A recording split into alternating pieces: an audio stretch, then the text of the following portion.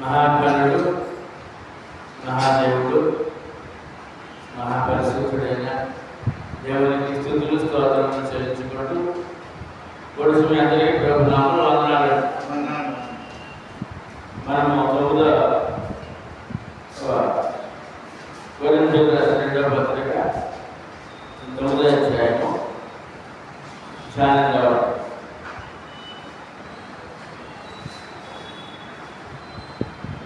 పరిశుద్ధుల కొరకైన ఈ పరిచర్యను గురించి మీ పేరు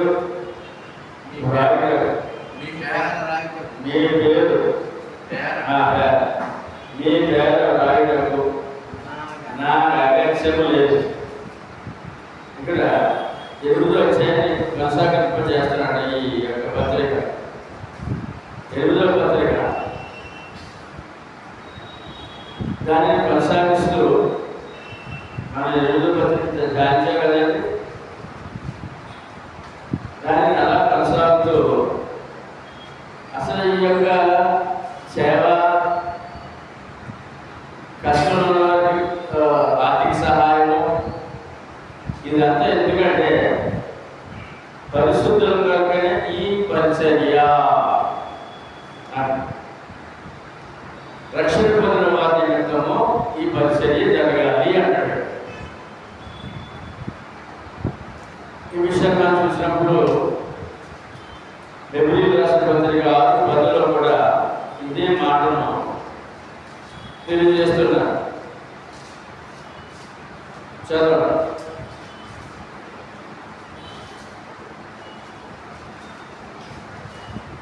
హెబ్రీయులకు రాసిన పత్రిక 6:10లో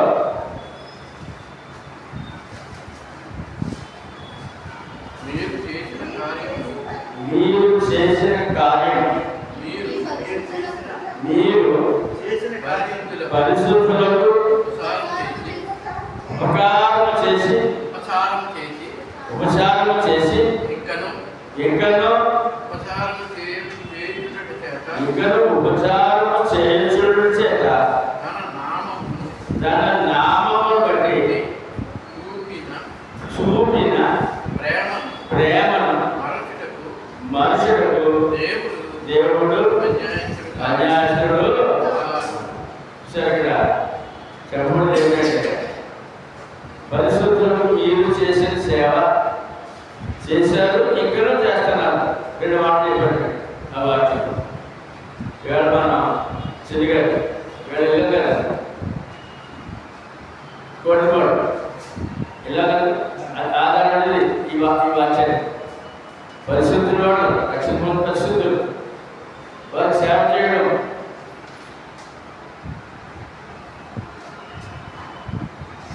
ఆ పరిశుద్ధులు చేసిన సేవ ఇంకనూ చేస్తున్న సేవ నేను మర్చిపోయేవాడిని కాను, నేను అన్యాయస్తుడు కాను అని దేవుడు ఎంత చక్కగా మరి తెలియజేస్తున్న. సేవకున్న ఫలితం ఏంటంటే దేవుడు చూసేవాడు, వినేవాడు, మాట్లాడేవాడు కనుక మనకు అన్నీ తెలుసు కనుక వాక్య ప్రకారం మన సేవ జరుగుతుందా, వాక్య ప్రకారం ప్రేమపూర్వక సేవలు చేస్తున్నామా, దీనులకు అండగా ఉన్నామా, పరిశుద్ధ సంఘంలో సహోదరి సహోదరులను పరిశుద్ధులుగా గుర్తిస్తున్నామా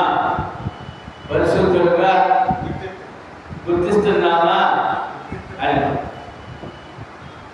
అప్పుడు ఖచ్చితంగా సేవ చేయగలం, అనుమానం పెట్టడం అనే విషయానికి అయితే ఇక్కడ మొదటి ఏమిటంటే పరిశుద్ధుల కొరకై ఈ పరిచర్య గురించి మీ పేర వ్రాయుటకు నాకు అగత్యము లేదు. అంటే మీరు రావాల్సిన అవసరం లేదు, ఎందుకంటే ఆ సేవలో మీరు ఉన్నారు అని కొరింథీయులకు క్రీస్తు సంఘానికి పత్రిక రాస్తున్నారు. పరిశుద్ధుల సేవలో మీరు ఉన్నారు అనే విషయం. మీ మనస్సు సిద్ధమై ఉన్నదని నేను ఎందుకు ప్రసంగం రాయట్లేదు అంటే ఈ సేవ నిమిత్తము పరిశుద్ధుల సేవలు మీ మనసు సిద్ధంగా ఉంది, సేవ చేయాలని సిద్ధంగా ఉంది అనే మాట.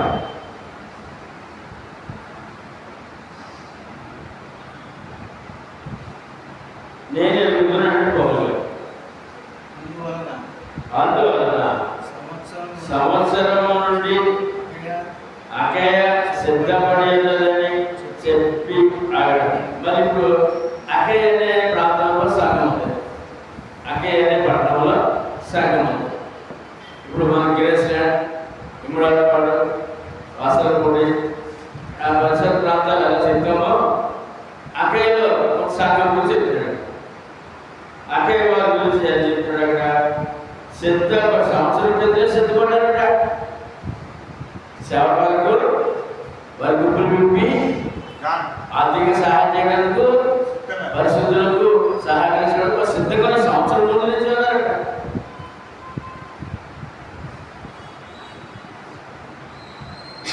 అకయ్య సిద్ధపడి ఉన్నదని ఎప్పటి నుంచి?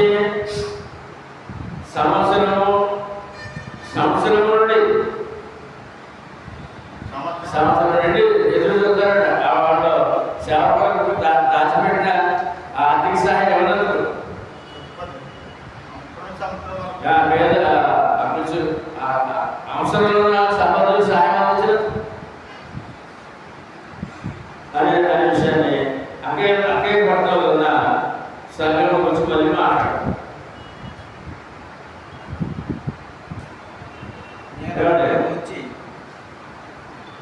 తర్వాత మిమ్మును గురించి అంటే కొరింథీ పట్టణంలో క్రీస్తు సంఘం గురించి మాసిదోనియా వారి ఎదుట అతిశయపడుచున్నాను.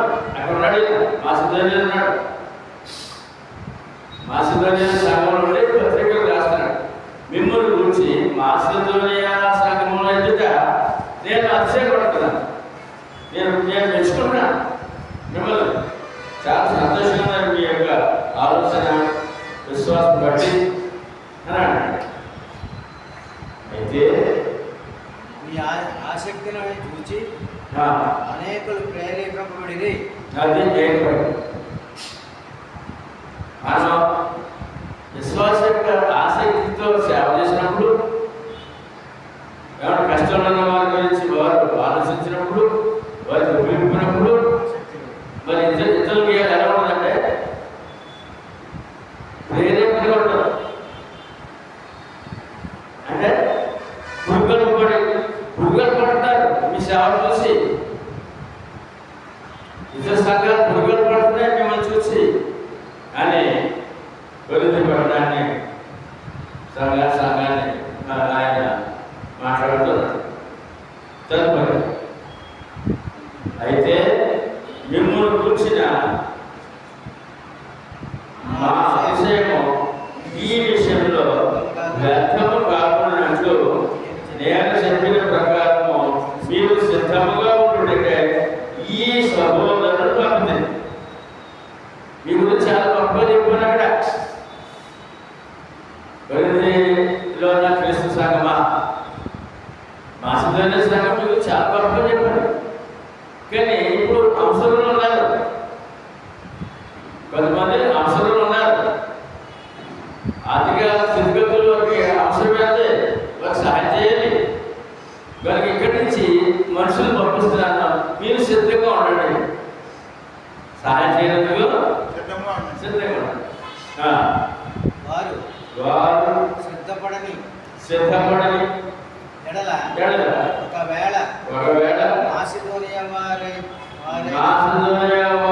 ఎవరైనా నాతో కూడా వచ్చి మీరు సిద్ధముగా ఉండకపోవడం చూసి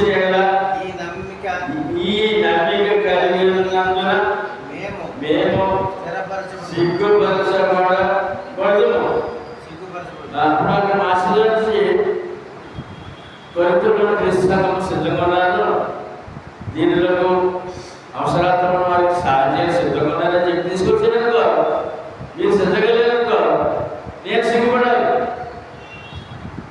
మన సంఘాన్ని సిద్ధపడలేదు, ఆర్థికంగా దీనిలో సహాయం చేయాలి. మీరు మీరు మీరును మీరును మీరు సిగ్గుపడతారు.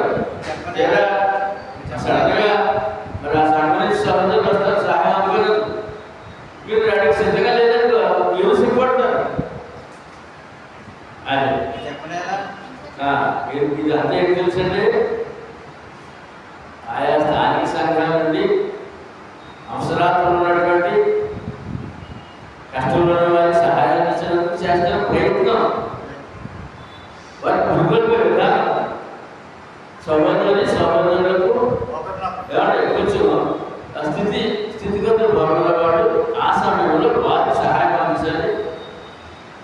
ఒక సంఘం నుంచి ఇంకో సంఘంలో ఉన్న వారు దేవుడే ఇబ్బందులుంటే వారికి ఆ సమయానికి సహాయం అందించాలి అని నేర్పిస్తున్నాడు సంఘాన్ని. కేవలం ఆరాధించుకుని గవర్నమెంట్ వాళ్ళు ఏదో ఆలోచించి కూడా కాదు, ఇంకా దీనిలో కావాల్సిన అవసరాలతో ఆలోచించినప్పుడు సేవకులతో సంఘంతో కలిసి పనిచేయాలి అని చెప్పారు. ఎవరితోనండి? సేవకులతో సంఘంతో కలిసి ఆర్థిక విషయంలో కూడా కలిసి పనిచేయాలి.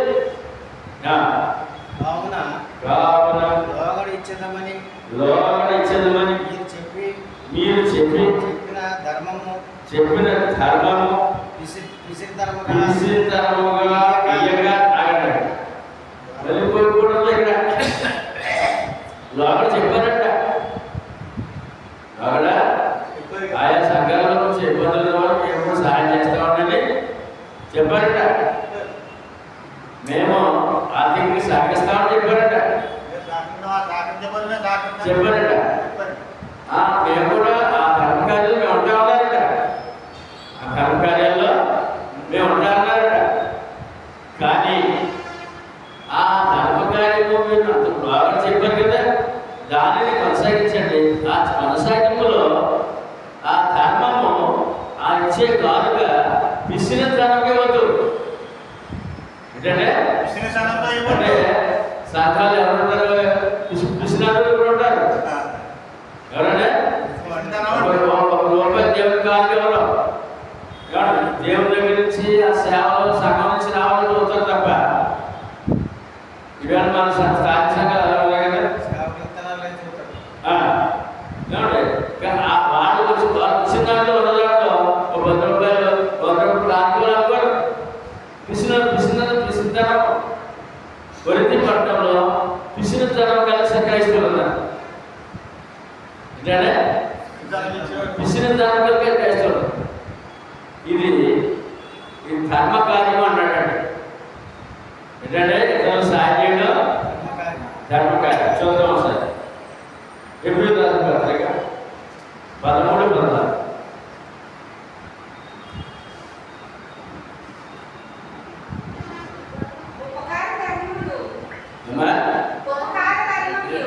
ఉపకార ధర్మం, ఉపకారము ధర్మం. ధర్మకార్యం అర్థం ఏంటంటే ఉపకారం చేయడం, ఉపకారమును ధర్మం. అంటే మనం ఇతరులకు ఉపకారం ఉండాలంటే మనం ఇతరులకు ఉపకారం ఉండాలి, అపకారం ఉండకూడదు. ఉపకారమును ధర్మము చేయ మర్చిపోకూడదు. అది దేవునికి ఇష్టమైన యాగమై ఉన్నది. ఇప్పుడు మీరు మనకి ఇక్కడ రేసుల నుంచి 5 సంఘాలు బయట ఏమండి, ఆ సంఘాలు ఆ సేవలు కలిసి ఏమంటే మా వంతుని మేము ఎలా చేస్తామని చెప్పి చెప్పాలంటారు మీరు. అది అక్కడ అర్థం. రఘు గారు, చిన్ని గారు, మా వంతుని అంటే ఈ సేవకి సంఘాలన్నీ కలిసి 100, 50, 100 పార్క ఒక 10 రూపాయలు, 5 రూపాయలు, 10 పైసలు ఇవి మా సంఘం చెంది అన్నారు. సంఘానికి గురుగారు మాకే సంబంధం లేదులే. ఇప్పుడు పౌరు గారు ఏం చేస్తారు? చుట్టుపక్కల ఉన్న ఆయన స్థాపించిన సంఘాలన్నింటికి హెచ్చరించేస్తాడు. అందరు కలుపుతున్నాడు, సంఘాలన్నింటినీ కలుపుతున్నాడు. అలాగే మీకు అమ్మలారు కాదు, చిన్న విజయ అన్నాడు, ఆనంద్ అన్నాడు. సేవకులుగా సంఖ్యలు ఉన్నాయి. ఆ స్థాయిని బట్టి ఈ సేవలు మా తినండి అలాగే నేర్పుకోవాలని సంఘానికి నేర్పుకోవాలిగా.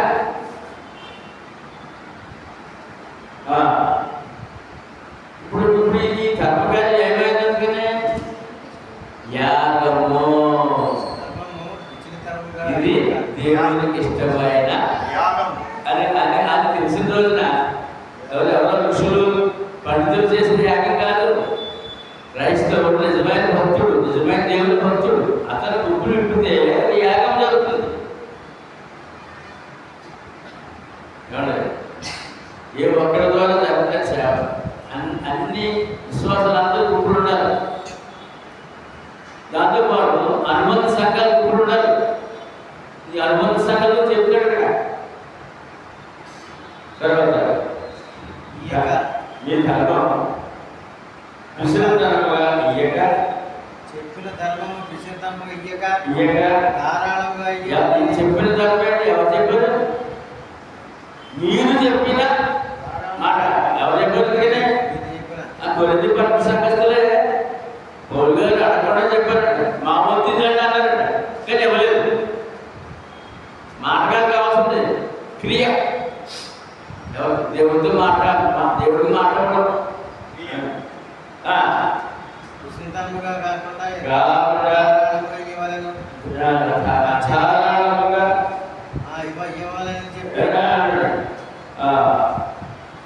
ధారాళముగా ఇయ్యవలేదని చెప్పి ఎలాగవాలంటే ధారాళంగా అంటే ఉన్న దాంట్లో అప్పు చేసి కూడా కాదు, ఇవ్వాలనే మనసు ఉంటే అది ఇచ్చేది ఎలా ఉంటుంది? సిద్ధాంతం ఉండదు, ఆధారం ఉండదు. చెప్పి సహోదరులు మీ వద్దకు ముందుగా వచ్చి దాన్ని జమ చేయుటకై వారిని హెచ్చరించుట అవసరమని తలంచితిని. ఇప్పుడు ఇంకో సంగతి వస్తారు, వారి అవసరం బట్టి వారు వచ్చినప్పుడు ఇది సిద్ధంగా ఉండాలి. ఇచ్చేది ఈ ధర్మకార్యం, దేవుని కార్యం, పరిశుద్ధులు చేసే సేవ. వారు వచ్చినప్పుడు మీరు నిర్లక్ష్యం ఉండకూడదు. కొంచెముగా విత్తువాడు పాటకు సమృద్ధిగా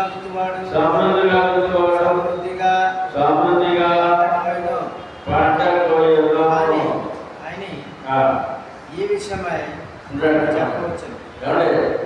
మళ్ళా ఇప్పుడు మనం ప్రతి వారం ఈ వార్త చదువుతారండి, బాగా కనబడ్డాడు కదా. అసలు సందర్భం ఏంటో, అక్కడ ఆ యొక్క అవసరం ఏంటో, ఎవరికి చెప్పారో అది తెలియకుండా చెప్తే అది ఎవరికి ఎక్కదండి. విశుద్ధంగా వేయకూడదు, కొంచెం అంటే ఏదో అయోమయం ఉంటుంది అన్నమాట క్రైస్తవులు. అసలు ఆ దేవుడితో ఏం చేయాలి కూడా తెలియని పరిస్థితులు అలాంటి విశ్వాసం ఉన్నాడు. సమర్థత ఉండి కూడా చేయట్లేదు. నేను చేయగలుగుతాడు, వారు గుడ్లు ఇవ్వగలుగుతారు, ఆయన ఇవ్వగలరు. కారణం అర్థం కనుక మరి తొలిది సంఘాన్ని మళ్ళీ ఉన్నాడంటే కొంచెముగా విత్తువాడు అంటే వాళ్ళందరూ వ్యవసాయదారులు విత్తనం వేయడం, పంట వేయడం తెలుసు. కూరగాయలు ఏమన్నా పాడి పంట, ఉద్యోగాలు ఏమి లేవు కదా, పాడి పంట దాన్ని చూపించి చెప్తున్నాడు. కొంచెంగా విత్తువాడు కొంచెంగా పండుకోవడం, సమృద్ధి విత్తువాడు సమృద్ధిగా పంట అని కనుక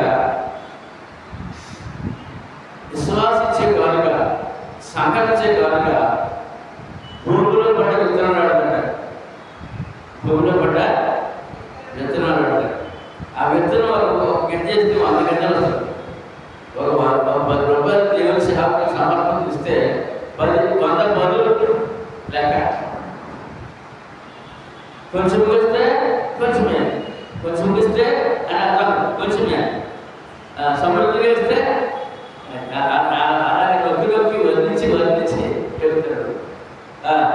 సడుగు కొనకయు మరి ఎలాగే మనది సడుగు కొనకయు ఇప్పుడు ఎవడ ఆంధ్రగా తెలుసు ఆయన వ్యవసాయదాడు ఎవడు ఎలా చూడండి ఆంధ్రగా ఇప్పుడు పొలంలో విత్తనాలు వేయడానికి వెళ్ళారు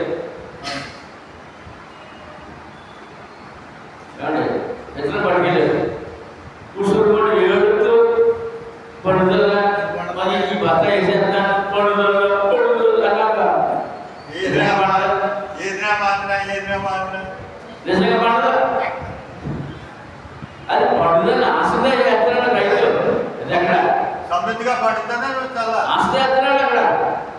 అలాగే దేవుని సేవలో ఈ యొక్క గుప్పుడు ఇప్పుడు అంటే విత్తనం వేసినట్టు అక్కడ సడుగు కొనకయు ఆ, బలవంతముగా కాక మరి ఇందులో సరిపోకుండా గౌరవంగా కాకుండా ప్రతి వాడును ఆ, తన హృదయంలో నిశ్చయించుకున్న ప్రకారం వల్ల దశభాగం లేదు ఇక్కడ ఏం లేదు ఎప్పుడో దశభాగం చెప్పా అసలు లేదు ఇక్కడ అది బాధనే కూడా హృదయంలో నిశ్చయించుకున్న ప్రకారం ఇయ్యలేదు ఏమంటే రైతు ఏమంటే రైతు ఆ ఎకరానికి ఎన్ని బస్తాలు ఎన్ని గింజలు తెలుసు కదా తెలిసింది. ఇసుకుడు ముడుకుడు చనుకుడు వేస్తాడా ఆశ చేస్తాడు. అలాగే దేవుని సేవలు కూడా ఆశతోనే సేవ చేయాలి. దేవుడు దేవుడు ఉత్సాహముగా ఇచ్చువాని మరి ఇప్పుడు రైతు ఎలా వేస్తాడు విత్తనం విత్తనం ఎలా వేస్తాడు ఉత్సాహంగా మరి అతను వేసేటప్పుడు చూడాలి అతను పోయి చూడాలి. ఆ రైతు ఎత్తున వేసినప్పుడు అతను పోయి చూడాలి. అలా వేస్తుంటే వేస్తున్నాడు పంట తెచ్చుకున్నాడు వేస్తాడు అదే అందంగా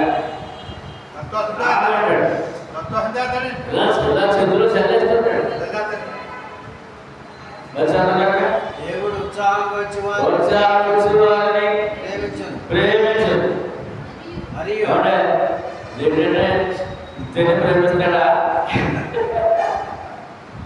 కానీ నీ మనసు ఏంటి నీ విశ్వాసం ఏంటి దీని పట్ల నీ ఆలోచన ఏంటి సేవ పట్ల సేవకుల పట్ల సంఘం పట్ల నీ యొక్క ఆలోచన ఎలా ఉంది అదే కావాలి. నా ధనం కాదు ధనం ఎందుకు సేవ జరగాలి దీనికి సహాయకత కలగాలి.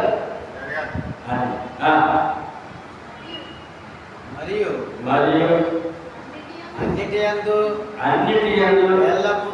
ఎల్లప్పుడూ మీలో మీరు సర్వ సమృద్ధి గలవారే ఉత్తమమైన ప్రతి కార్యము చేటుకు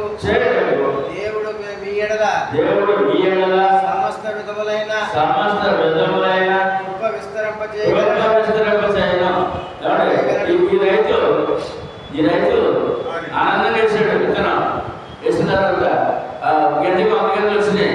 మరి పంట తెచ్చుకుని ఆనందంగా ఇంట్లోనో పోసుకుని పంట రోజు ఆనందం చూడాలి. ఆ పంట తెచ్చుకుని ఆనందం చూడాలి. అలాగా నీవు చేసినటువంటి ఈ కానుక ఈ యొక్క ధర్మం ఈ ధర్మ కార్యం పంటలాగా నీకు వస్తుంది. పంటలాగా నీకు తిరిగి వస్తుంది.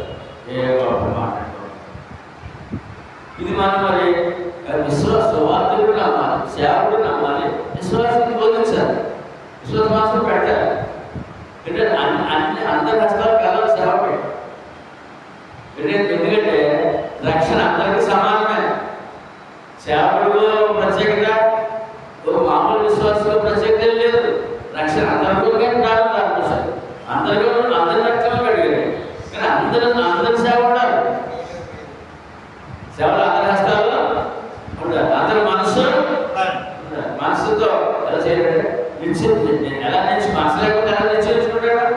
హృదయం లేకపోతే ఇవ్వాలని హృదయంలో నిశ్చయించుకుంటాడు. ఆ మనసు లేకపోతే ఎలా చేస్తాడు. మనకు సామాన్య మనసు ఉంటే మార్గం ఉంది కదా. ఏమంటారు ముందు అంటే మనసు ఇది కూడా చెప్తాను. ఆ హృదయం ఉన్నప్పుడు హృదయం నిశ్చయించుకున్నప్పుడు నీవు నీ స్థితిని ఆలోచించవు. నా తర్వాత ఏంటి ఆలోచించే ఏదో ఆలోచించే అంటే ఆలోచించవు. హృదయంలో నిశ్చయించుకుని ప్రకాశించి దేవుడు తీసుకో. అది ఎలా ఉంటుందంట?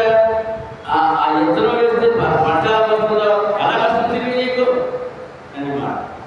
తర్వాత ఇందు విషయమై అతడు వెదజల్లి దరిద్రులు ఇచ్చాను. అతని నీతి కృప విస్తరించును. దేవుని కృప విస్తారంగా నీ మీద ఉంటారంటే నీ దేవుని సేవలో నీ పాత్ర, నీ బాధ్యత, నీ వంతు ఉండాలి అనే విషయం. ఏమండి ఉందా? నీ వంతు ఉందా? ఈ సేవలో నీ వంతు, నీ భాగం ఉందా అని మనం ప్రశ్నించుకోవాలి.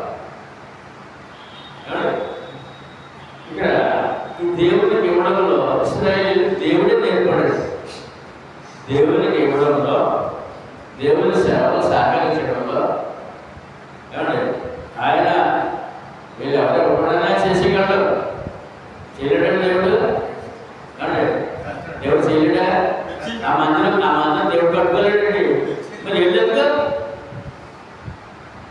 ఇశ్రాయేలు ఎందుకంటే దేవుడి ప్రజలు ఎందుకు అంటే దేవుని ప్రజలకు ఈ సేవ చేయడం ఏమంటే దేవుని సేవ చేయడంలో ఆ మందిర నిర్మాణంలో ఒక విధానాన్ని నేర్పించే మోసం ద్వారా చూద్దాం. నిర్మాకాండం 25 వచ్చాడు. 1-9 వచ్చాడు. 25 1-9 నేను చదవాలి. యెహోవా మోషేకు ఇలాగ సెలవిచ్చాడు, నాకు ప్రతిష్టార్పణలు తీసుకొని రండి. ఏంటంటే ప్రతిష్టార్పణలు ప్రతిష్ఠించుకోండి. ఏం చేయాలో అర్పణ తీసుకురండి. తీసుకుని రండి. ఇశ్రాయేలుతో చెప్పు, మనపూర్వకంగా అర్పించు ప్రతి మనుషుని యొక్క దాన్ని తీసుకురావాలి. మళ్ళీ ఎలాగవాలట? ప్రతిష్ఠించుకుని మనసులో హృదయంలో నిశ్చయించుకుని అని మాట. అలా ప్రతిష్ఠించుకుని అర్పణ తేమని చెప్పు. ఎలా తేవాలి వాళ్ళని? కాబట్టి రండి ఇశ్రాయేలుతో చెప్పము, మనపూర్వకం కావాలట. ఎలా కావాలంటే మనస్ఫూర్తిగా. దానికి సొనగుడు విసుగుతనము ఏమి ఉండవు.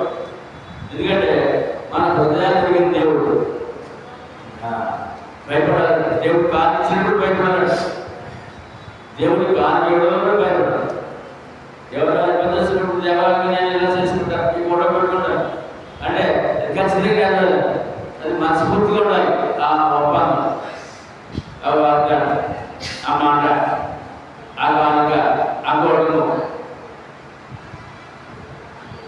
మనపూర్వకంగా అర్పించు ప్రతి మనుషుని యొక్క దాన్ని తీసుకోవాలి. తెమని చెప్పారు, మోసం తీసుకోవాలంట సేవకుడు.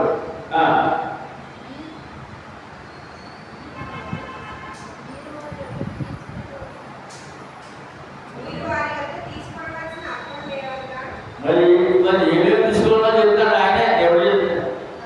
మీరు వారి యొక్క తీసుకోవాల్సిన అర్పణలు ఏమనగా బంగారు, బంగారు ఎవరన్నాడు? బంగారు, వెండి, ఇత్తడి, నేల, తోమ, రక్త వర్ణములు, సన్నపు నార, మేక వెంట్రుకలు, ఎరుపు రంగు వేసిన పొట్టేళ్ల తోళ్ళు, సముద్ర వర్షల తోళ్ళు, తుమ్మ కాడలు, ప్రదీపమునకు తైలము, అభిషేక తైలమునకును, పరిమళ ద్రవ్యముల ధూపమునకును, సుగంధ సంభారములు, లేక పసలు, మరి వస్త్రాలు విడుదల కావాలన్నాడు. లేక బసలు ఎరుపులకు పతకములకు చెక్కు రత్నములు ఏంటే రత్నములు కావాలన్నాడు. రత్న అందులోకి ఏం కావాలన్నా రత్నాలు రత్నములు అందువే లిస్ట్ ఇచ్చాడు. దేవుడు లిస్ట్ ఇచ్చాడు. మోషకి చెప్తాడు, ఇశ్రాయేలుకి చెప్పు ఇవన్నీ తేవాలి. నేను వారితో నివసించినట్లు మూడవ నేను వారితో నివసించినట్లు వారు నాకు పరిశుద్ధ స్థలమును నిర్మింపవాలని. ఇదంతా ఎందుకంటే మందిరానికి మందిర నిర్మాణానికి 7 వజ్రాలు బంగారం వేడి ఇనుము ఎత్తడి కర్ర దానికి కావాల్సిన మందిరానికి కావాల్సిన అన్ని వస్త్రాలు అల్లులు మేకతోళ్ళు కప్పుకి ఇప్పుడు స్లాబ్లు లేవు కదా. ఆ కప్పుకి మేకతోడు చర్మం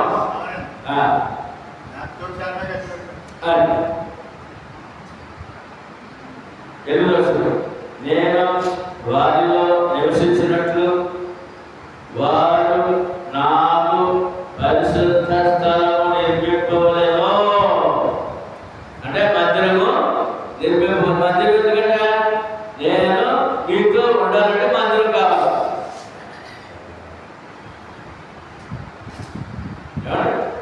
ఇప్పుడు మందిరం మందిరం అంటే ఇప్పుడు సంఘం, ఇప్పుడు సంఘం. తిమోతి రాసిన పత్రిక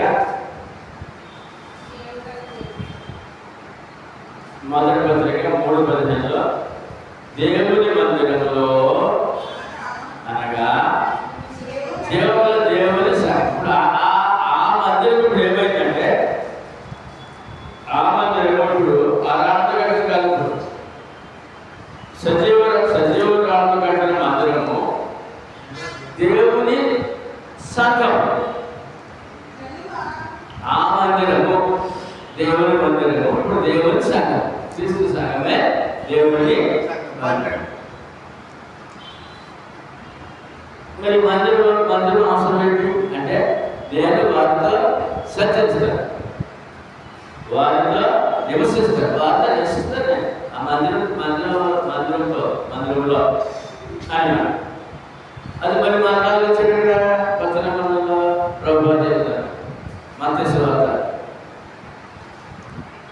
18:20 ఇద్దరు ముగ్గురు నా నామమును ఎక్కడ కూడి ఉందో వారితో ఉంటారు. వారెవరు సంఘం. ఇప్పుడు వారెవరు మా సగం వాడతారు మాట ఏమంటారు. ఆ సగం ఇదే మాట వాడతారు కదా. ఇద్దరు ముగ్గురు నా నామము ఎక్కడ ఉందో అక్కడ నేను నామం కూడా కూర్చుని వాళ్ళ దగ్గర ఉంటాను. అది ఇక్కడ మాట ఇవాళ మనంతా సులువుగా మత్తయి 20:18 ఈ వాక్యం నేను వారితో నివసించినట్లు మందిరం ఎందుకు సంఘం ఎందుకు దేవుడు వారితో నివసిస్తాడు. మరి ఇక్కడ నేను 9వ నివసించినట్లు పరిశుద్ధ స్థానం నిర్మించుకోవాలి. అందుకే ఇవన్నీ కావాలని దేవుడు ప్రజలకి ఇస్రాయేలు అన్యులు కాదు ఇస్రాయేలుకే నేను నీకు కనపరచుగా మందిరము యొక్క ఆరోపమును దాని ఉపకరణములన్నిటినీ రూపమును నిర్మించుకోవాలి. మరి ఇప్పుడు మందిరం ఎలా కట్టాలి, ఎలా నిర్మించాలి అని అంటే గోరేపు కొండ మీద దర్శించినట్టు చూపించారట. కాబట్టి ఆ మందిరం ఎలా కట్టాలి అది అన్నీ కూడా కంటికి కనపడేలాగా అన్నీ యొక్క ఫిక్స్డ్గా చూపించేసాడట. మందిరం ఎలాగా, ఆ యొక్క బలిపీఠం ఎలాగా అన్నీ కూడా ముందు ఆయన చూపించేసాడు కొండ మీద.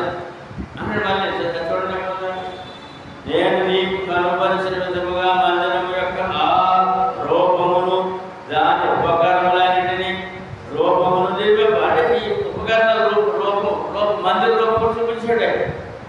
ఎలా చూపించాడు పడవలు అలా కట్టాలి నువ్వు ఆ ప్రజలు తెచ్చిన ఆ యొక్క కాపులతో. అందుకని దేవుడు తన ప్రజలకి కానుకలు ఇవ్వమని తెచ్చాడు. జరగించదు. వారు తొమ్మకరతో మందిరమును వేయవలను, దాని కొడుకు అని ఇక్కడ మందిర నిర్మాణం గురించి అంతా కూడా చాలా స్పష్టంగా ఇక్కడ రాయబడి అలాగే తెచ్చాడు వాడు.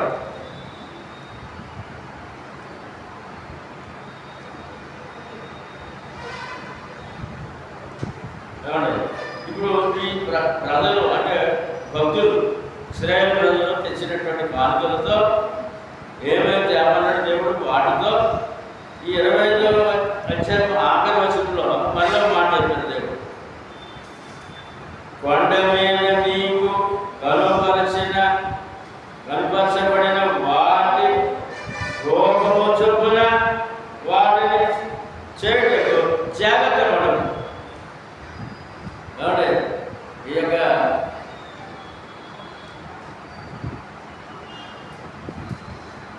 గుడారం, ఆ మందిరం, ఆ ఉపకరణ, ఆ యొక్క బలిపీఠం, ఏమంటే ఆ యొక్క దీపం, శోభం, ఇవన్నీ ఎలాగైనా ఫిక్స్డ్గా చూపించేసాడు. ఒక్కొక్క చూపించాడంట. నేను చూపించిన ప్రకారం చేయాలి అన్నమాట. అందుకని దేవుని ప్రజలే ఆ యొక్క సేవకులు కానుకలు తేవాలి, కానుకలు తేవాలి. ఏమండి దేవుడి దగ్గర ఇప్పుడు ఇవ్వండి అడగగా దేవుడి సేవకుడు ఇవ్వాలంట.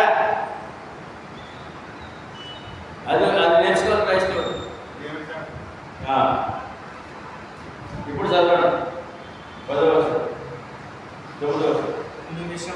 ఎందు విషయమై అతడు వ్యర్థజనులకు ఇచ్చెను, అతని నీతి నిరంతరము నిలుచును అని వ్రాయబడినది.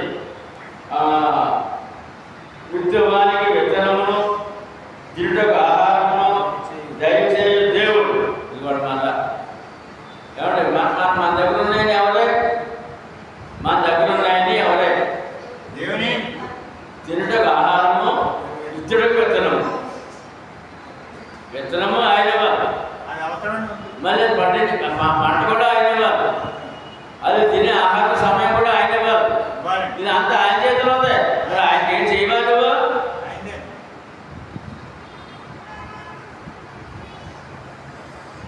విత్తనము, తిరుటకు ఆహారమును దయచేయు దేవుడు మీకు విత్తనము దయచేసి విస్తరింపజేసి విత్తనం ఇచ్చి దానిని ఒక గింజ 100 గింజలు ఇచ్చి ఒక బస్తా 100 బస్తాలు ఇచ్చి విస్తరింపజేసి మీరు ప్రతి దేశంలోనూ పూర్ణ ఔదార్యము గలవారై వారగినట్టు. ఇప్పుడు ఏమంటే పుల్లిగా ఇస్తారంట, పీకిల్లాగా పెడతారంట. మరి వేరు చేయాలి, ఆయన చేసినట్టు వేరు చేయాలి. పూర్ణ ఔదార్యము గలవారే అంటే నీవు కూడా ఇతరులకు పెట్టేవాడు ఉండాలి. ఆయన పెడతాడు నీకు, నువ్వేం చేయాలి? ఔదార్యము. కనకార్యాన్ని ఔదార్యం అంటారండి. మరి ఆ ఔదార్యం ఎలా ఉండాలంటే పూర్ణ ఔదార్యం గలవారే, భాగ్యం గలవారే, భాగ్యం గలవారే అయినట్లు. ఔదార్యం ఏంటంటే ఈ ధర్మకారి భాగ్యవంతుడు అతను ధర్మకారి చేసే భాగ్యవంతుడంట. దేవుని సేవ గుప్పులు ఇప్పుకున్నట్టు భాగ్యవంతుడంట. మీ నీతి కార్యం అంట. ఏ కార్యం అంటే నీతి కార్యం. దేవుని సేవకు నీ గుప్పులు ఇప్పితే మనస్ఫూర్తిగా ఏమంటే హృదయం నిశ్చయించుకుని నీకున్న దాంట్లో గుప్పులు ఇప్పితే నీతి కార్యం అంట. ఏమంటే అది భాగ్యవంతుడిలా భాగ్యవంతుడని లెక్క అంటే అతను దేవుడి దగ్గర మీ నీతి ఫలము వృద్ధి పొందించును. మీ నీతి ఏమవుతుందండి? ఫలము. ఆ నీతి చెట్టు ఫలాల్సినట్టుగా నీతి ఫలములు వృద్ధి చెందుతాయి. మన దగ్గర నీతి ఫలాలు ఉండాలండి. సేవలో నీతి ఫలాలు ఉండాలి. దేవునికి ఇవ్వడంలో, హృదయం సమర్పించుకోవడంలో, ఇవన్నీ కూడా దేవుని నీతి ఫలాలండి. ఆ ఫలాల గురించి మాట్లాడినప్పుడు మనకి ఆత్మ ఫలములు మనకు ఉన్నాయి. గల్తీ పత్రిక 5:22 చదవండి. గల్తీ 5:22 ఇవన్నీ ఉండాలన్నమాట విశ్వాసంలో. ఆత్మఫలం ఏమనగా ప్రేమ, సంతోషము, సమాధానము, దీర్ఘశాంతము, దయాళుత్వము, మంచితనము, విశ్వాసము, సాత్వికము, ఆశానిగ్రహము. ఆశానిగ్రహంకి విశ్వాసము తర్వాత ఆశానిగ్రహం. ఆశానిగ్రహం అంటే ఏం చేస్తాడు ఇతను? మన ఆశానిగ్రహం ఉన్నప్పుడు ఇతరులకు గుప్పు సాపకుండా మనమే నాకే కండా. ఆశానిగ్రహం అంటే ఇతరుల ఖర్చులో ఈ క్రైస్తవుడు, ఈ భక్తుడు ఉండగలడు. ఆశానిగ్రహము, సాత్వికము, ఇవన్నీ కూడా ఆత్మ ఫలములు, నీతి ఫలములు అభివృద్ధి పొందించును.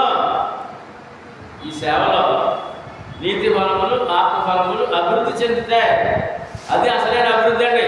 మానవుడికి, విశ్వాసకి, ఆ భక్తి కుటుంబానికి అసలు అభివృద్ధి అంటే ఇవన్నమాట. నీతి ఫలములు, ఆత్మ ఫలములు ఉంటేనే అసలు అభివృద్ధి చెందినట్టు.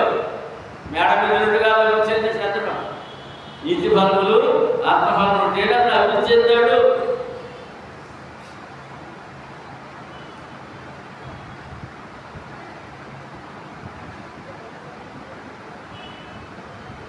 దేనికి చిన్న మాట చెప్తారంటే, మనోజ్ అన్నాడు ఏమంటే చిన్న ఉద్యోగం మందిరాలు పాపం మన వెళ్ళి పెట్టాడండి. దాన్ని ఏమంటారు?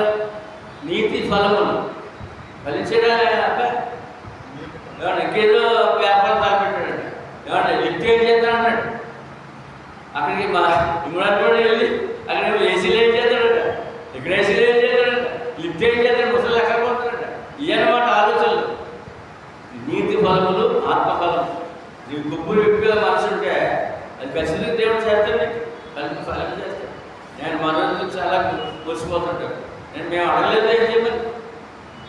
దేవుడు నా కార్య ప్రార్థన చేయండి, తాతయ్య కార్య ఫలిస్తే ముసలి ఎక్కడ పోతున్నాడంటే నేను దూరం నుంచి అప్పుడు లిఫ్ట్ చేసేవాడిని తీసుకుని చూపించాడంటే నేను ఎప్పుడు చెప్పండి లిఫ్ట్ చేస్తే బాగున్నాను. ఎదురు లిఫ్ట్ చేస్తే ముసలి ఎక్కడ పోతుంటే నా ఒక్క మీద ఆరాధన మానేస్తాను నేను మనసులో అనుకున్నాను కానీ ఎవరు చెప్పలేదు. ఆయన బయటకు వచ్చి లిఫ్ట్ చేసుకొని తీసుకొచ్చి ఆ గేట్లో చూపించి ఇక్కడ వేయాలి ఈ మెట్లు దగ్గర అని చెప్పాడు. చూపించేసి తాతగారంట వాళ్ళ అన్నగారు వాళ్ళ తమ్ముడు మనోజ్. అదే అనమాట ఈ యొక్క వాక్యాన్ని కాదు. నీతి ఫలములవి దేవుని సేవకు ఆలోచించడం గొప్ప. ఏమంటే ఈ మందిరం నేను తయారు చేస్తానంటే ఇదంతా నేను చేసుకుంటే మీరు రూపాయలు ఖర్చు పెట్టండి. ఈ ఉద్యోగం ఏంటి, నా ఆదాయం ఏంటి, మందిరం మంది చెప్పుకోండి, మా చిన్న విషయం ఏంటి, మా వేల రూపాయలు కావాలనుకుంటే అర్థంగా తయారు చేసేది. నీతి ఫలములు అంటారు. ఏమంటే ఫలిస్తాడు అతను, ఆ విశ్వాసం ఫలిస్తాడు కూడా అనే విషయాన్ని వాగ్దానం చేస్తాడు. తర్వాత ఔదార్యము వలన ఇదేంటంటే దేవుని సేవ కొరకు ఆలోచించడం. ఔదార్యము గల మా ద్వారా దేవునికి మరి సేవ జరిగినప్పుడు సేవ చేస్తాడు. ఆ విశ్వాసం కొరకు, సంఘం కొరకు, ఆ పని కొరకు దేవునికి కృతజ్ఞతాస్తుతులు చెల్లిస్తాడు అంటున్నాడు. నేను మీ కార్యం వలన దేవునికి కృతజ్ఞతాస్తుతులు చెల్లిస్తున్నాను నేను అన్నాడు. నా సేవకులతో సంఘంతో విశ్వాసం పనిచేస్తే వాటిని బట్టి దేవుడికి కృతజ్ఞతాస్తుతులు వెళ్తాయి. ఈ సేవకు వచ్చిన ఏంటంటే ఎందుకని చదివినంతా దేవుని కొరకు, దేవుని సేవ కొరకు పరిచర్య చేయాలి విశ్వాసి. పని చేయాలి. పరిచర్య పరిశుద్ధుల అక్కర సహాయము కలుగజేయుట అన్నాడు. ఈ పరిచర్య, ఈ సహాయము ఏమండి, సేవ అక్కరలో ఉన్న వారికి సహాయం కూర్చే కాదు. ఇప్పుడు మేము ఒక చోటకి వెళ్ళామండి, వాడు చేస్తే చూసి వీళ్ళకి ఏదో సహాయం అందిస్తే బాగుండడం అనిపించింది మనసు. అంటే అక్కడ ముందు మా పరిచయం జరిగింది, తర్వాత సహాయం అన్న. అది దేవునికి ఇష్టమైన కార్యం, దేవునికి ఇష్టమైన కార్యం. సేవది దేవుని సేవ. ఈ సువార్త చెప్పడం, కోటాలు పెట్టుకోవడంతో కాకుండా ఈ సేవ పరిచర్య కూడా ఉండాలి, మీ కర్మకార్యం కూడా ఉండాలి. నేను చెప్పి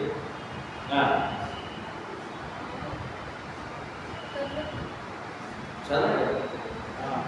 వేలైనగా క్రీస్తు సువార్తను అంగీకరించుమని ఒప్పుకున్నట ఉండండి. ఇక్కడ ఉద్దేశానికి ఈ సేవను కూర్చిన అదే పరిచర్య పరిశుద్ధుల అక్కరలకు సహాయము కలుగజేయుట మాత్రము కాకుండా అనేకులు దేవునికి చెల్లించు కృతజ్ఞతాస్తుతుల మూలముగా వర్ధిల్లుతున్నదే. ఇప్పుడు మేము వదిలేదమ్మా, ఆ వెంకటేశ్వరరావు గారు ఆయన పూర్తిగా దేవుడు చూడాడు. మేము ఎప్పుడు అలా కూర్చుని ఆ పరిచయ వారి సేవనించాలి, ప్రార్థన చేయాలి, బలపరచాలి, కష్టాలు ఉన్నారు అని చెప్పి అక్కడ కూర్చోవడం. కానీ ఆయన ఆ కొద్ది సమయంలోనే నేను మళ్ళీ ఆరాధన వస్తానండి, నేను అందరికీ నిర్లక్ష్యం చేసేసాను, ఆయన మనసులో తీసేసాను, దూరం అయిపోయాను, ఇలా చెప్పిన వాడు మళ్ళీ తిరిగి పురుగొల్ప పడ్డాడు. ఈ సేవలో ఈ వాళ్ళ ముందుగా ఏం చేయట్లేదు, వాళ్ళతో పలకరింపు, ప్రేమ కూడా పలకరింపే వాళ్ళకి ఆశీర్వాదం. ఇప్పుడు కదా మీకు ఆయన ఏమన్నాడు, దేవుడు వదిలేసానన్నాడు. మళ్ళీ ఏమన్నాడు, ఇప్పుడు ఈ కార్యక్రమం మీద మళ్ళీ నేను గుర్తులు పడతాను అనమాట. ఈ సేవ ఖచ్చితంగా సంఘం నుంచి రావాలి. ఎలాగనగా క్రీస్తు సువార్తను అంగీకరించమని ఒప్పుకున్నట్టు మీరు విధేయులైన చేత ఎందుకు సేవ చేయాలి? అదే అన్యుడిగా లేకపోతే క్రైస్తవుడిగా ఈ సేవ బాధ్యతలు? అన్యుడిగా క్రైస్తవుడిగా? ఎందుకంటే క్రీస్తు సువార్తను అంగీకరించారు కదా, ఈ బాధ్యత మీదే. మీరు రక్షణ పొందారు కదా, మరి ఇంకొకరు ఆయన రక్షణ పొందాడు కదా, ఇంకా రక్షణ పొందారు కదా. ఆ కష్టంలో, ఆ ఇబ్బందులు, ఆ బాధ్యత మీదే. వారి విషయమును అందరి విషయమును ఎంత ఔదార్యముగా ధర్మము చేసి నందు చేతను మీ పరిచర్య మూలముగా మీ యోగ్యత కనబడినందున వారు దేవుని మహిమపరుచున్నారు. కాబట్టి ఈ పొరుగులు పేరున్నాక ఈ కొరింథీ సంఘం ఈ సేవ ముందుకు వచ్చేసారంట. విశంతామవద్దు మొదలు ఇచ్చిన ప్రకారం మీరు చెప్పిన ప్రకారం మీరు అన్నారు కదా, వారికి ఆపాదిస్తామని అంటే అది ఆ సేవ చేశారట. వారు ఆ సంఘము అభినందించారట. సేవకి దేవుడికి ఖ్యాతి వచ్చిందంట. మళ్ళీ చదవండి అదే మాట. ఈ పరిచయ దేవుని మహిమపరుచుతున్నారు వాళ్ళు. సేవలు ఏం జరగాలన్నప్పుడు సేవ మూలం ఏంటంటే దేవుని మహిమపరచబడాలి. మనం అందరం కలిసి సువార్త సేవ సదస్సు ఏర్పాటు చేసుకున్నాం. దేవుడు చేసిన ప్రకారం కానుకలు చెల్లించుకున్నాం. ఆ సేవ ఏంటంటే మళ్ళా ప్రారంభించారండి, సేవ చాలా అవసరం అండి, ఇది ఆశీర్వాదం ఉంటుందని చెప్పి సహకరించిన వారు ఆశీర్వదించబడ్డారు. ఒక కొద్ది క్షణంలోనే ఆశీర్వదించబడలేదా?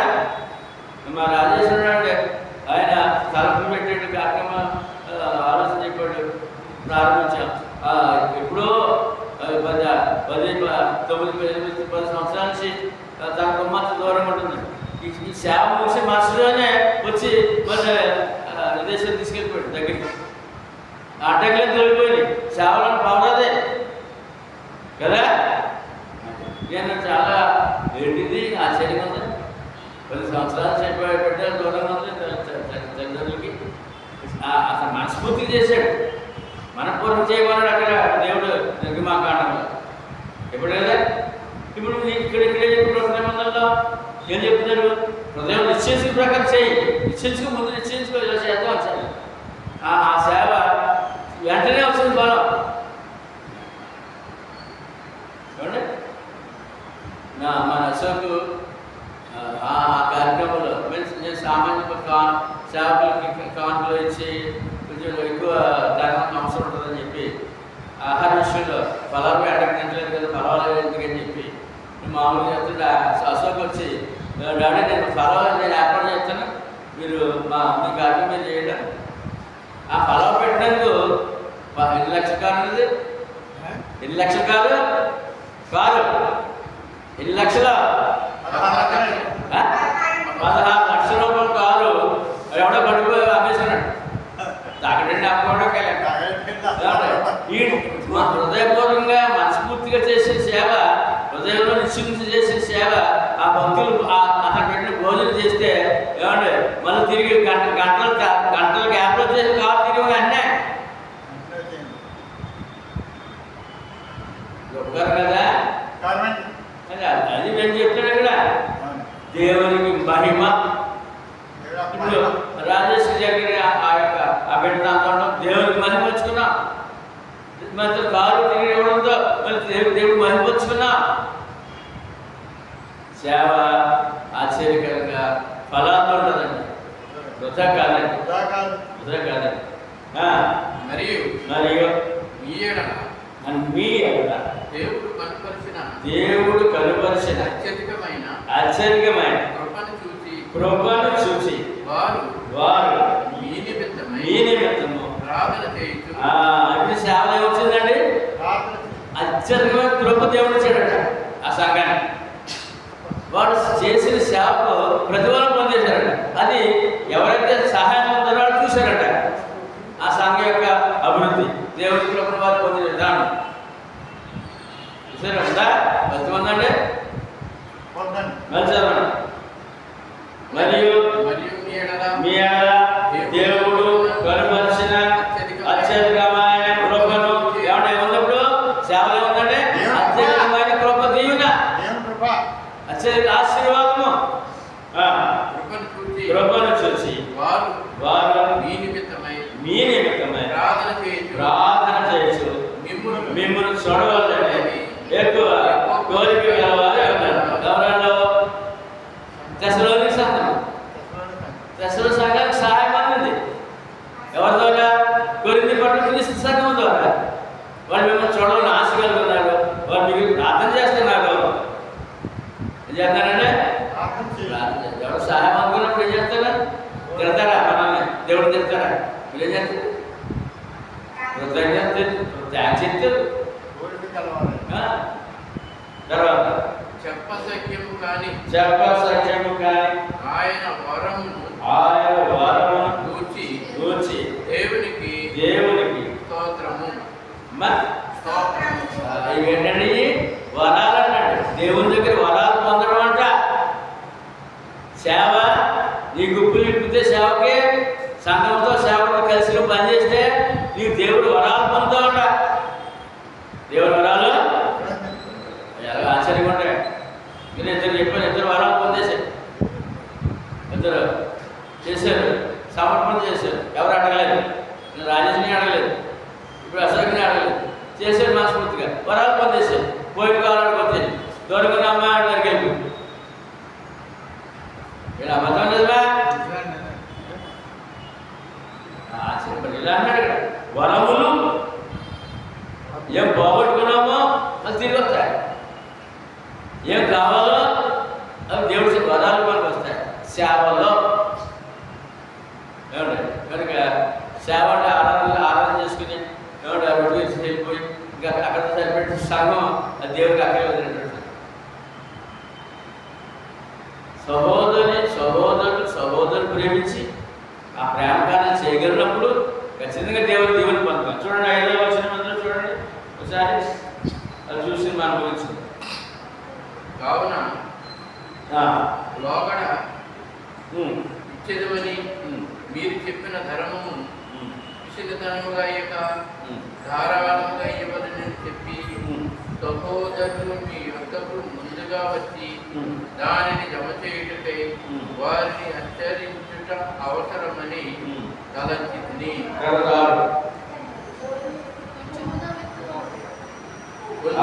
కొంచెముగా విత్తువాడు కొంచెముగా పంట పోయాడు, సమృద్ధిగా విత్తువాడు సమృద్ధిగా పంట పోయాడు. ఇప్పుడు సమృద్ధి గల చోట ఒక నెంబర్ చూడండి, 3వ నెంబర్. ఆ నెంబర్ అర్థం చూడండి, పుట్టినోట్లో దీవెన అంటే దీవెన కావాలా, అదే దేవుడి దీవెన కావాలంటే సమృద్ధిగా విత్తాలి, సమృద్ధిగా వస్తాయి, దేవుడి దీవెన వస్తాయి. నీవు విత్తాలి. అదే ఏమండి, ఇప్పుడు నా వంతుందండి సేవకుడు ప్రకటించాడు, ఏంటంటే అంటే నా వంతుందండి అంతే.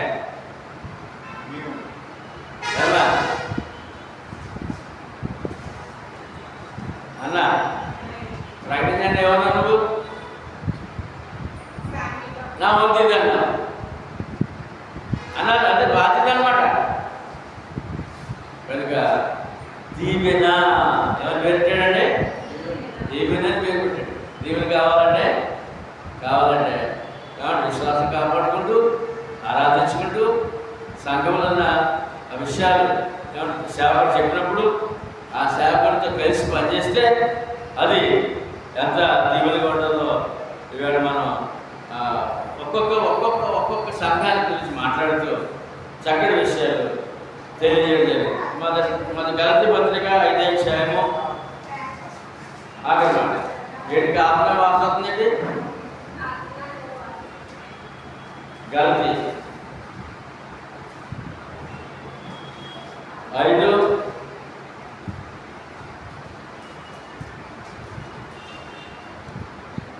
చూడండి.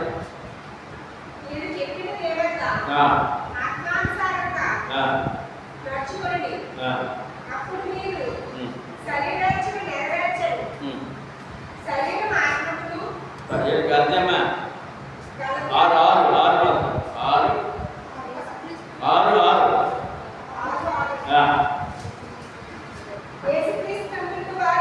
యేసుక్రీస్తునందు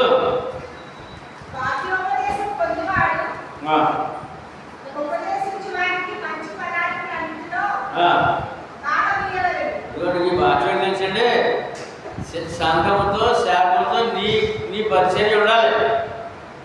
సంఘముతో సేవకులతో నీ పని ఉండాలి, నీ సేవ ఉండాలి.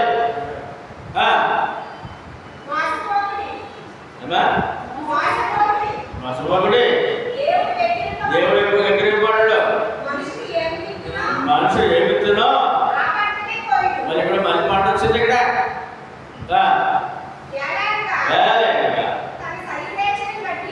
తన శరీరేచ్ఛను బట్టి విత్తువాడు తన శరీరం నుండి క్షయములు పండబోయిన ఆత్మను బట్టి విత్తువాడు ఆత్మ నుండి నిత్య జీవమును పండబోయిన. ఎక్కడికి వెళ్ళిపోతుంది సేవ? పట్ల అక్కడ ఇక్కడ ఆశీర్వాదమే, ఇక్కడ దీవెనే, మళ్ళీ సేవ తీసుకెళ్ళిపోతుంది వల్ల నిత్య జీవానికి. మనము మేలు చేయడం ఏం చేయటంటే ఇక్కడ మెరుగలు పంతాడు మెరుగలరండి. మేలు చేయడం విసుగగా యుద్ధము. మనము అలాయక మేలు చేసింది మేని నాకే నాకే నాకే కాదండి, ఇతరుల కొరకు మేలు కొరకు ఆలోచించాలి. అనుసరమది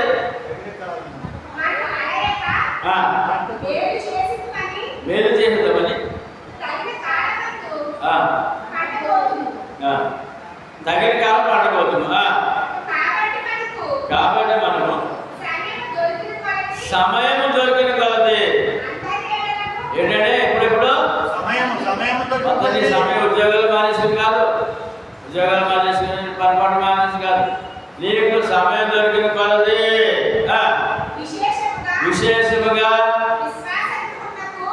విశ్వాసపురమునకు చేరిన వారి ఎడల మేలు చేయాలట. ఎవరు చేయాలి? ఎవరు చేయాలి? ఎవరు చేయాలి? దేవుడా. అది మీరేం చేయరా? ఎవరు చేయాలి? విశ్వాసం చేయాలి. నేను చేయాలి అన్నారు. ఎవరు చేయాలి? మేలు ఇతరులకు మేలు కనుక ఉండదు, నువ్వు చేయాలి మేలు. మేలు చేయొచ్చు. నా స్వహస్తముతో మీకెంత పెద్ద అక్షరములతో చాలా విశ్వాసగృహములకు చేరిన వారి ఎడల మేలు చేయదము. ఇదండి మనం కీడు చేసేవారు కాదండి. క్రైస్తవుడు అంటే కీడు చేసేవాడు లోకం అనుకుంటుందండి. క్రైస్తవుడు అంటే కీడు చేసేవాడు అనుకుంటుంది, కానీ క్రైస్తవుడు అంటే మేలు చేసేవాడు అని చెప్తుంది బైబిల్. ఎవరికి ముందుగా అందరికీ చేయాలి, ముఖ్యంగా విశ్వాసపూర్వకమైన సంఘాలు మన సంఘంలో సభ్యులకి ముఖ్యంగా మన సేవ ఉండాలి. మన సేవ ఉండాలి. అది నీకు దీవెనా, అది నాకు దీవెనా. ఇవాళ ఆ సేవ అనే మాట మన దగ్గరే పోతే ఎలాగంటే లోకంలో ఎలా లేదు, మరి భక్తుల దగ్గర పోతే ఎలాగా? ఆయన ఇష్టపడు మన దీవెన దగ్గర కనుక మనం దీవించబడాలని ఇన్ని సంగతులు ఏమంటే సేవ సమాన సంగతులు మనకు అందించి నీ చెయ్యి బయట ఉండాలి, నీ చెయ్యి నీ గుంపులే బయట ఉండాలి, నీవు సహాయం చేసేవాడు ఉండాలి. ఏమంటే ముఖ్యంగా విశ్వాసపరం చేరిన వారికి సహాయపడి ఉండాలి. చాలా అమూల్య విషయాలు మనకు దేవుడు ఇచ్చాడు. మరి ఆ ప్రకారం ఎవరు చేస్తే వారికి ఫలితం ఉందండి, ఎవరు చేస్తే వారికి లాభం అండి. ఏమంటే ఎవరి విశ్వాసం వారికే ఫలితం. కనుక ఎవరికి వారు సిద్ధపడి ఈ సేవా కార్యక్రమంలో, ఈ దేవుని కార్యాల్లో, దేవుని సేవలో ఇతరులకు సహాయపడాలి, ఇతరులకు జాలి చెప్పడంలో, ప్రేమ చెప్పడంలో మనం ఫలాలు కలిగి ఉన్నట్టయితే అక్కడి నుంచి ఫలాలు మనకే